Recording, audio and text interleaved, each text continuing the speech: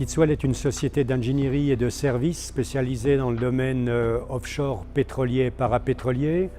Depuis la conception de la société en 2000, on a travaillé sur tout un tas de projets offshore, en eau profonde, en eau moins profonde.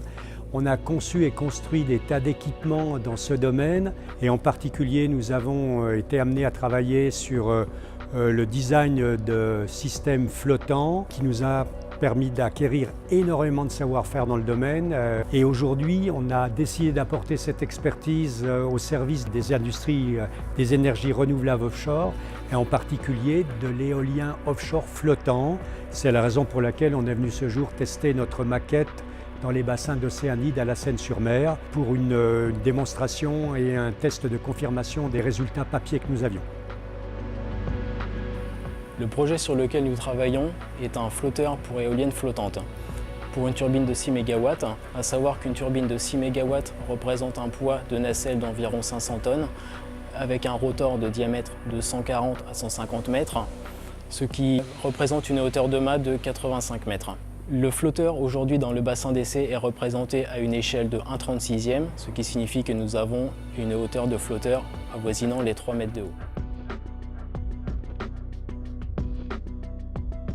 Océanide dispose d'un bassin d'essai permettant de reproduire les conditions environnementales, d'appliquer du courant, d'appliquer de la houle et du vent, permettant de modéliser et de représenter le comportement du flotteur à échelle 1 quand il sera en mer. Le premier objectif est de valider le comportement hydrodynamique du flotteur par rapport aux simulations numériques que nous avons pu réaliser. Le deuxième objectif est d'affiner les coefficients que nous utilisons dans les logiciels numériques, à savoir les coefficients de traînée et les coefficients d'amortissement. Cela va nous permettre pour les futurs calculs et le développement détaillé du flotteur d'avoir un comportement numérique le plus proche de la réalité. Aujourd'hui, nous sommes très satisfaits du comportement hydrodynamique du flotteur.